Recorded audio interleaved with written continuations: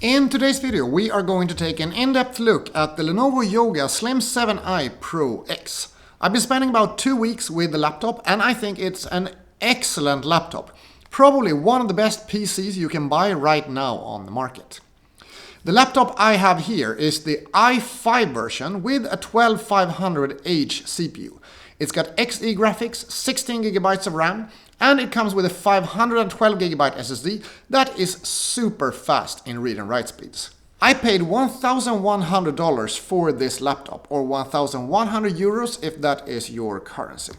I've been using the laptop on the go when I've been working on trains. I have been using it for watching movies and TV series, and I have been using it with my different work setups, partly in my office setup and in my home office setup in Stockholm. It has been performing very well in all these settings except the home office setup, where it was not properly compatible either with the Thunderbolt dock that I have or with the Thunderbolt eGPU that I also want to use there. Let's have a closer look at all the different parts of this super nice Lenovo laptop. Let's first try out if it is possible to open the laptop with one hand. That is very possible, and here you can also see that it has facial recognition that logs me in automatically when it sees my face. Although this is a little bit iffy and I have to sit in the right position and at the right distance for it to work. And I actually feel like it's a little bit less well working compared to how it has previously been in other Lenovo devices. The overall build quality of the laptop is actually super solid. It's one of the better build qualities I have tried in any PC laptop. It is completely flush of the lid against the chassis here, and it is just no sharp edges, very sturdy feeling. It's not heavy, but definitely got a lot of quality feel to it. And the same goes for the one-hand opening. It's really easy to get one finger in and open it up, but it's not stiff by any means. Very good quality feel experience. Screen, also very stiff, not much flex there, super nice. And the keyboard is also, that's even less flex compared to what I'm used to with other devices. The palm rest area is also a very good quality feel. It's got almost a little bit matte touch to it, and I think this has super nice feeling, as well as not being very prone to fingerprints, which has definitely not been the case with the last few PC laptops I have been testing out. When flipping the screen like this, it definitely seems to hold quite well, and it doesn't keep wobbling for more than just a tiny little bit. The maximum angle you can put the screen at is all the way down, so even though this is called Yoga, it is not a 360 device. This is not called Yoga in the US, but in Europe they call this Yoga even though it's not 360. A little bit confusing at times, but that's just the way the naming scheme works. Here you can see the port setup on the left hand side. This laptop has an HDMI port, but unfortunately only HDMI 2.0. Although it has 2 full Thunderbolt 4 ports, which means you can definitely run 4K 60 with no problem at all. And you should theoretically have the eGPU compatibility, although I haven't got that to work with my enclosure yet. On the right hand side we have the turn off shutter for the webcam. Something that is pretty neat to have if you're concerned about privacy. We then have a 3.5mm headphone microphone combo jack, and we have a USB-A 3.2 Gen 1 port, together with the power button. A lot of people usually complain about Lenovo's laptops having the power button on the right hand side instead of having it up here on the top. I have never really seen a problem with this. I had no accidental turning on or turning off the laptop by the button being on the side there. One thing I am always very keen to check out when it comes to the port setup is how it works with different monitor solutions. And this is with my mobile monitor, my Interhill QLED. As you can see, this is working just fine.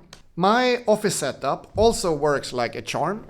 I here use a 4K monitor that I plug in with USB-C, and I use an HDMI monitor that I have vertically on the right side. This works perfectly fine with this port setup since it has 2 Thunderbolt 4 ports as well as an HDMI port. However, I didn't have complete success with using Thunderbolt.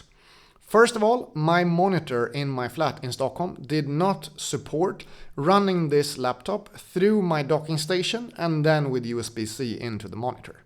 This was fairly annoying, but the workaround I used was plugging straight into the monitor and then using an extra cable for power. When trying to use my eGPU, which should support going over Thunderbolt 4 together with Windows 11, the laptop was recognizing the GPU in the eGPU enclosure, but it did not want to start my games, so I had no success with actually running any application or getting any kind of use case out of the eGPU. Let's talk more about the screen.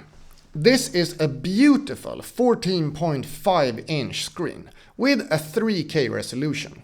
It is a matte display that is not very prone to pick up fingerprints from what I can gather. The resolution of the display is 3072 x 1920, so that is a 16:10 aspect ratio, and as you can see it has very slim bezels on each side, also here up top.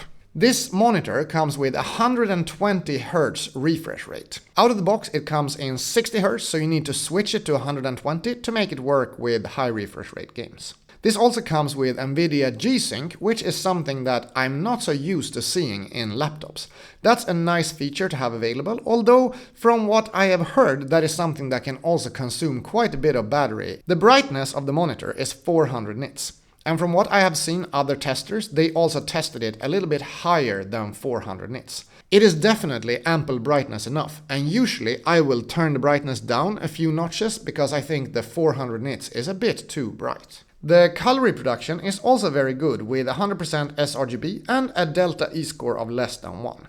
In the backlight bleed test, I can actually, when looking at the laptop in max brightness in complete darkness, not see any backlight bleed in any of the corners. This is probably the best backlight bleed result I have ever seen in a monitor, and something that looks very promising for Lenovo and is not completely common. Maybe I've been lucky with this panel, but it's something that makes me more prone to keep the laptop for sure. Let's have a listen for coil whine.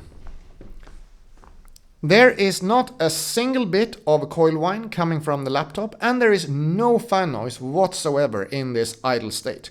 It is completely silent here. Core temp here in this idle state is sitting around 35, 36, sometimes 37 degrees. The top part is around 27, 28 degrees, and on the keyboard area it's around 26 degrees. When using the laptop for watching a video or performing office tasks or sometimes even more intense use cases, it is completely silent. This is something I'm not used to when it comes to PCs, although I've been on MacBook Pro 14 for quite a while, so I'm used to it from my laptop and it's something I start expecting out of it. So seeing that this one is able to perform at a completely silent state is a very nice thing here. The laptop weighs in at 1,435 grams, which is pretty much exactly the way it is specified. Together with the included excellent sized 100 watt USB power brick, together with its cable, it weighs in at 1,844 grams. A very manageable package for being also with a 100 watt power brick. The battery in the Lenovo Yoga Slim 7i Pro X is a 4-cell 70 watt-hour battery. And I had pretty high hopes for this device. I thought the CPU efficiency might be a bit higher and that it would perform better when it comes to battery life because of that. However, when I was doing my battery test, which is 1 hour of streaming YouTube videos and performing a few different office-related tasks at the same time, I was starting out with 48% battery and the laptop stating 3 hours and 51 minutes left, and finished the test 1 hour later at 30% and the laptop stating 2 hours and 2 minutes left. So 1 hour of pretty light usage in intelligent cooling mode draw 18% of the battery. This is definitely not the kind of battery life that I would expect from such a nice modern laptop. The trackpad is a very nice part of this laptop. I am genuinely impressed both with the size and the sensitivity of this trackpad. It is huge, actually even bigger compared to the MacBook Pro 14 trackpad. And I have missed having such a big trackpad in PC laptops, so this is definitely a welcome addition here. There is a regular hard click with the trackpad, but it is not something that is pushing down a lot. It has a very good quality feel to it. Also, when using the soft click, it is very responsive and doesn't have any form of rattling noise to it. The only downsides with the trackpad I can see is that they have decided to make some kind of reflecting edge here, which when you sit in a well-lit room, you can actually see it up there in the camera.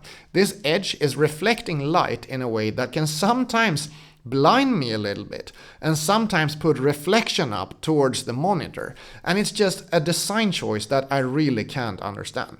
The keyboard though, I'm not as much of a fan of. I still can't really get over the fact that the keys are so spaced out away from each other that I can't get up to a properly high typing speed. I'm used to the MacBook Pro 14, I'm used to mechanical keyboards in 60% or 65%, and this is just such a widespread keyboard that I get uncomfortable in stretching my fingers out as much as you need to be able to be a fast typer on this kind of keyboard. The keyboard is low travel, but it is still got a decent enough actuation force and just a decent enough responsiveness to the keys, so there's no problem in terms of that. This is a typing test so you can hear how the keyboard sounds.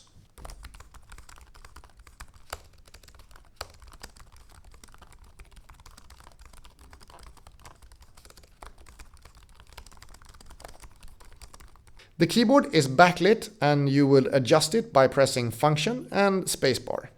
And it is got one auto feature, one lit, a little bit more lit, and then no lighting at all. The speakers have pretty decent quality actually. I wasn't a fan of them when I was doing my unboxing video, but I realized afterwards that when you go into Lenovo Vantage, you are actually able to set the speakers to different profiles. And while setting it to the music profile, I actually had a much better experience.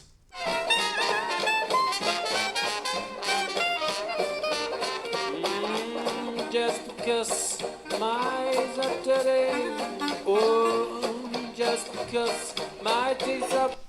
B-roll, no BS. First impressions video of the Lenovo Yoga Slim 7i Pro X. I've been spending 2 full days with the laptop right now, and there are a few things that I really like and a few things that I definitely don't like right now. The speakers are not the loudest and not the bassiest, but there is a lot of clarity to them, and this means I really appreciated watching the news, listening to videos with a lot of talking in it, and a little bit less enjoyed listening to music with it.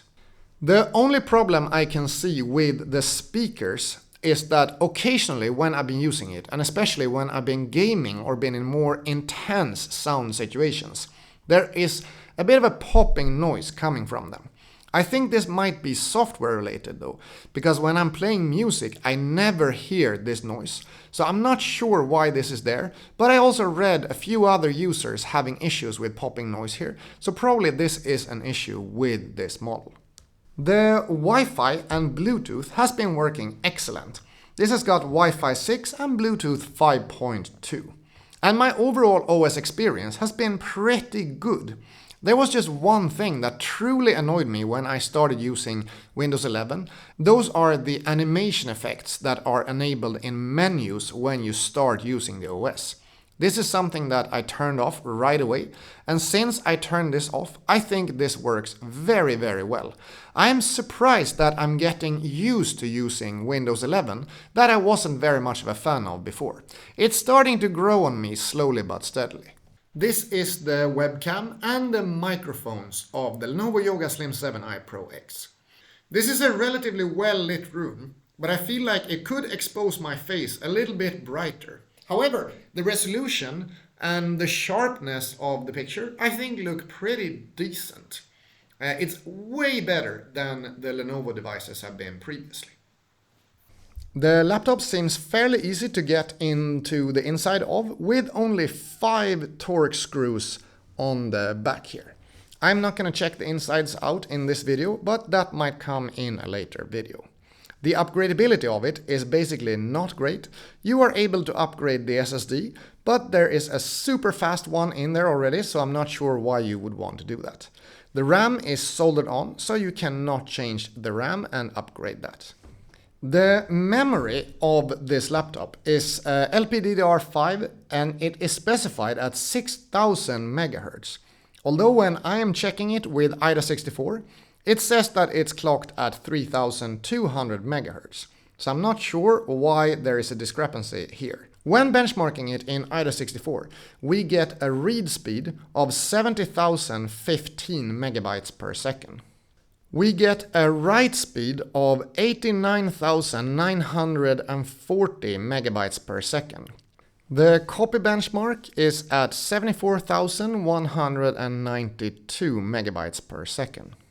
The SSD is specified in AIDA64 to be a Samsung MZV L2512HCJQ00BL2. This is a very fast SSD, and when trying it out in Crystal Diskmark, we get, while plugged in, a read score of 6,614 megabytes per second and a write score of 4,878 megabytes per second. And while being plugged in, we get very similar results. This is something that has been an issue before on Lenovo laptops, that it has been less performing when being on battery power. Let's talk a bit more about the performance of this machine. In this model, we have the Intel i5 12500H CPU.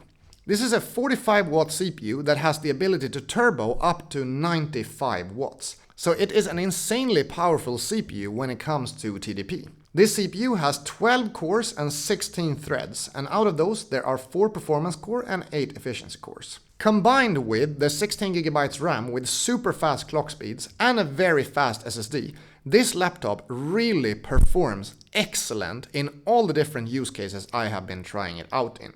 When benchmarking this in Cinebench R23 with a 10-minute continuous test maxing out the CPU scores a whopping 12,672 points. This is one of the highest scores I've been able to achieve, and this is only with an i5 CPU, so there is the i7 that has even better performance, I presume. When doing this test, there was quite a bit of fan noise. I had 55 decibels for the first 3 minutes, and then the laptop was 39 degrees Celsius on the hottest point.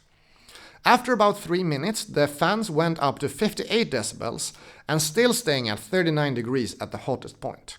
The keyboard area varied between 32 and 37 degrees Celsius.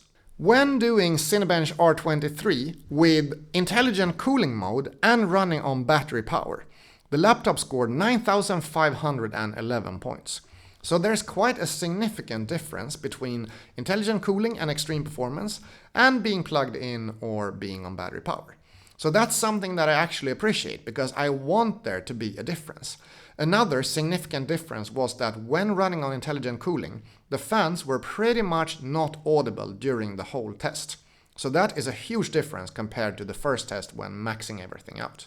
This version of the Lenovo Yoga Slim 7i Pro X comes with Xe graphics that are the built-in graphics on the CPU. These perform pretty well and they are very capable to do some lighter gaming, although I kind of wish I would have gotten a more expensive model with a built-in GPU, because that would have meant I could use it more for gaming, especially since I didn't have any success yet with using eGPUs. When testing Heaven Benchmark with the Xe graphics in Full HD settings, we got a score of 1,185 and an FPS of 47 on average. Minimum FPS was 8.2 and maximum FPS was 96.9. When doing the Heaven Benchmark, the laptop was pretty much completely silent all the way through. I was also testing both plugged in and on battery power and with intelligent cooling as well as extreme performance, but it scored very similarly with all these different options. In NovaBench, we scored 3,033 points with a CPU score of 2,026 points, a RAM score of 279 points, a GPU score of 403, and a disk score of 325 points. This was when being plugged in, but the results when being on battery power were very, very similar. It seems pretty clear to me that the difference when it comes to intelligent cooling versus extreme performance, as well as plugged in versus not being plugged in, is mainly when it comes to running a longer high-intensity task. When doing the 10-minute loop, there was a significant difference in Cinebench R23. But when doing the shorter burst kind of benchmarks, there doesn't seem to be much of a difference. And the fact that the laptop never gets hot to the touch, even when running it in a pretty high benchmark situation. With the 10-minute loop, the fans are running, but even at those 39 degrees that the hottest point of the laptop is at, it is not hot to the touch, either in the top or on the bottom. This is something I know a lot of people are interested in knowing about the laptop, and it definitely performs well here. The gaming capabilities of this laptop are excellent, with a very good screen that works very well with fast-paced games. However, the version I have with only Intel XD graphics can't really push out those high frame rates to run 120 Hz, especially not in native resolution.